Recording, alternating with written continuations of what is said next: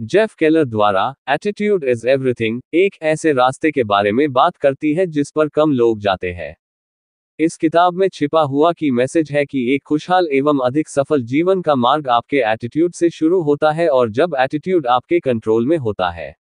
Attitude is everything, जिसको Jeff Keller ने लिखा है, जो एक प्रेरक वक्ता, मोटिवेशनल स्पीकर और कोच है। इस बुक में जेफ केलर बताते हैं कि कैसे किशोर, टीनेजर्स, शक्तिशाली कदम सोच के, बोल के या काम करके वो अपने अंदर की संभावना, पोटेंशियल की खोज या नियंत्रण कर सकते हैं। अगर आप हमारे चैनल पर नए आए हो तो चैनल को सब्सक्राइब और बेल नोटिफिकेशंस को ऑन कर लीजिए। चलिए शुरू करते हैं। बदलने की शक्ति है।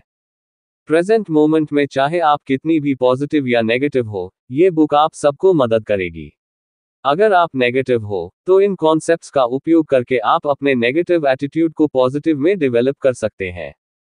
अगर आप पहले से ही सकारात्मक व्यक्ति हो तो इन सिद्धांतों का उपयोग करके सफलता की ऊंचाइयों तक पहुंचा जा सकता है। आप ऊर्जावान, एनर्जाइज्ड हो जाएंगे और नई संभावनाएं, पॉसिबिलिटीज को देखेंगे। आपकी व्यक्तिगत या व्यावसायिक, प्रोफेशनल संबंध दोनों और बेहतर बन जाएगी। अपने एटीट्यूड में बदलाव लाने के लिए इस स्टेप बाय स्टेप प्रोग्राम को आप जान जाएंगे। मन में सफलता की शुरुआत। विलियम जेम्स का कहना है कि इंसान अपने मेंटल एटीट्यूड में बदलाव करके अपनी जिंदगी बदल सकता है। बुक के लेखक जेफ केलर एक पेशेवर, प्रोफेशनल वकील, लॉयर थे, लेकिन बाद में उन्होंने प्रेरक वक्ता, मोटिवेशनल स्पीकर बनने का निर्णय लिया। वह समय उनकी जिंदगी का सबसे कठिन समय था, लेकिन सबसे ज्यादा उन्होंने इसी समय में सीखा। उनका कहना है कि जब आप जीवन में स्टैंड लेते हो तो आपको बहुत सारे मुसीबतों से डील करना पड़ता है। आपको ये फेस करना पड़ता है कि लोग आपके निर्णय को स्वीकृत, अप्रूव नहीं करेंगे, लेकिन आपको जिंदगी में लेट गो करना सीखना पड़ेगा, क्योंकि कभी कभी जिंदगी में लंबी छलांग लगाने के लिए पहले 2 कदम पीछे आना पड़ता है। जेफ 10 साल लॉ प्रैक्टिस करके एक बड़े वकील बने और बाद में मोटिवेशनल स्पीकर बनने के लिए उन्हें अपना पहले से ही सेट कैरियर, इनकम सब पीछे छोड़ दिया और ये उनके लिए आसान फैसला नहीं था। लेकिन उन्होंने हमेशा जैक्सन ब्राउन जूनियर की बोली हुए बातों को फॉलो किया, और वो है, कभी भी अपने बदलने की शक्ति को कम मत समझो। सकारात्मक एटीट्यूड इंसान के बेहतर कल का पासपोर्ट है।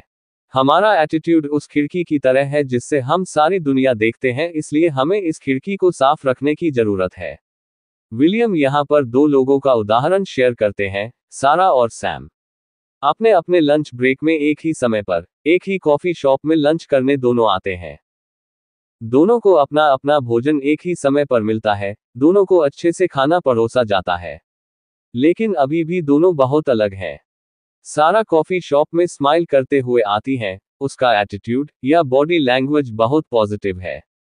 सारा ने बहुत अच्छे से लंच किया, वेट्रेस से अच्छे से बात की और वापस अपने काम पर खुशी से लौटी। दूसरे हाथ पर सैम ने कॉफी शॉप में गुस्से में एंटर किया। उसकी बॉडी लैंग्वेज, पोस्चर और एटीट्यूड बहुत नेगेटिव है। जब वेट्रेस ने उसका ऑर्डर समय से नहीं लिया तो वेट्रेस पर चिल्लाने लगा। खाना समय से सर्व न किए जाने पर वो झल्ला गया। उसने खाने की या बिल समय से ना मिलने की शिकायत की। सारा या सैम के एक ही कॉफी शॉप में बहुत अलग अनुभव है। दोनों को वही सम्मान मिला, लेकिन सारा दुनिया को सकारात्मक एटीट्यूड से देखती है और सैम दुनिया को नकारात्मक एटीट्यूड से देखता है।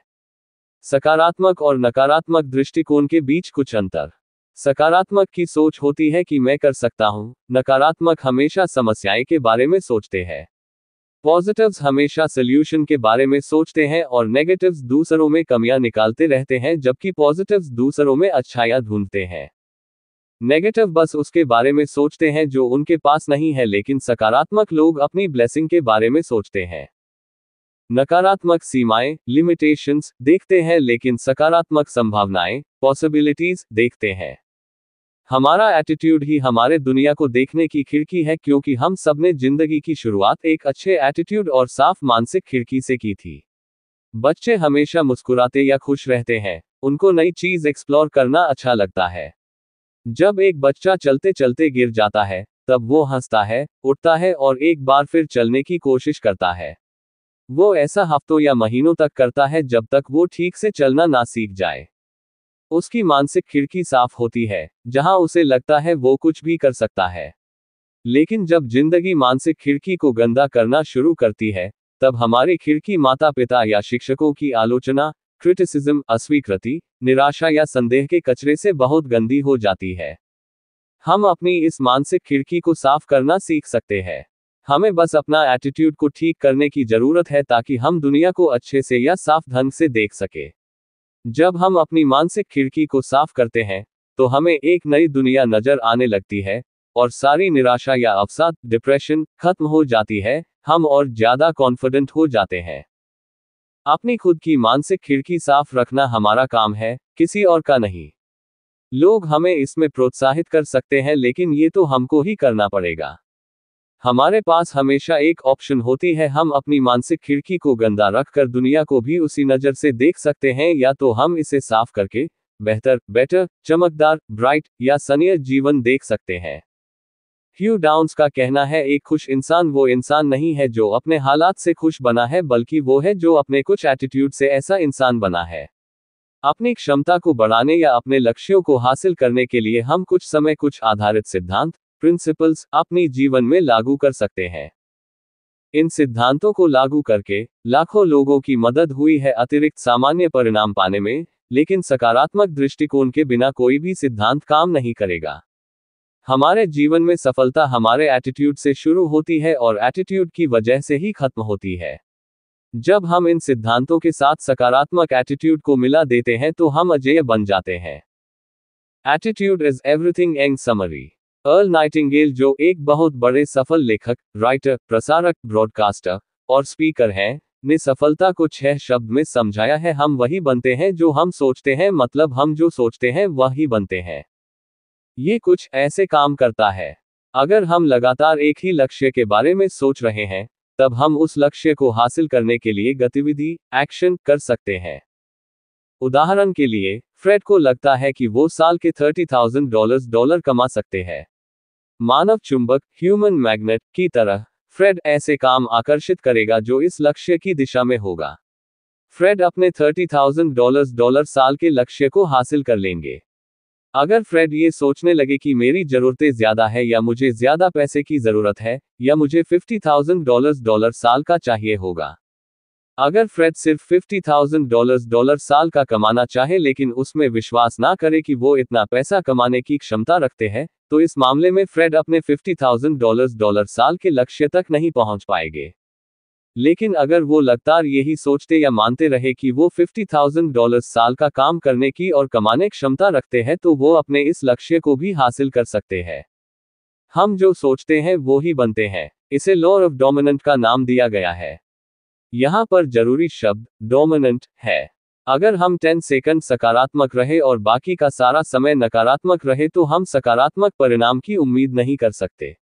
जैसे थोड़ी सी डाइटिंग या कुछ हफ्ते थोड़ी सी एक्सरसाइज हमें शारीरिक रूप से फिट नहीं रख सकती, वैसे ही थोड़ी सी सकारात्मक सोच हमको सकारात्मक परिणाम नहीं दे सकती। सिर्फ थोड़ा करने से काम नहीं होता। हमको अपनी मानसिक गतिविधि को पूर्ण नियंत्रण में लाना होगा और हर दिन सकारात्मक रहना होगा जब तक ये हमारी आदत न बन जाए। हमको याद रखना है कि लॉ ऑफ डोमिनेंट से हमारा सकारात्मक विचार डोमिनेंट होना चाहिए। यहाँ लेखक अपना व्यक्तिगत उदाहरण शेयर करते हैं। 6 महीने तक उन्होंने पूरी तरह से फोकस होकर सोचा कि वो 2 निवेश कर घर खरीद रहे हैं। वो हर रोज कई बार इस लक्ष्य को लिखते हैं या उसे बार बार सोचते हैं और महसूस करते हैं कि साल के अंत तक उनके पास 2 निवेश घर होंगे। वीकेंड या शाम में वो रियल एस्टेट प्रतिनिधि, एजेंट से मिलते हैं और हजारों घर देखने जाते हैं। 1986 के अंत में उन्होंने एक घर खरीदा और साल खत्म होने से सिर्फ 2 दिन पहले ही उन्होंने दूसरा घर भी खरीद लिया।